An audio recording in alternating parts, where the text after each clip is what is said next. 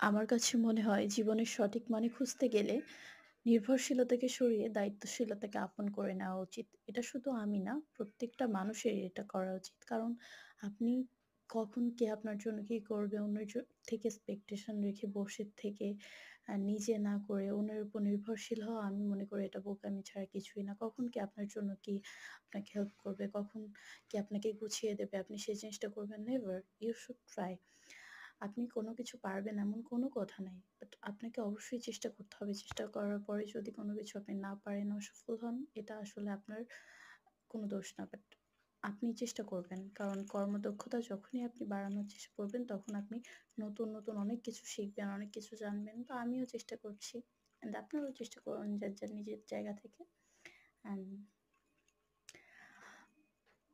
Best wishes for everyone.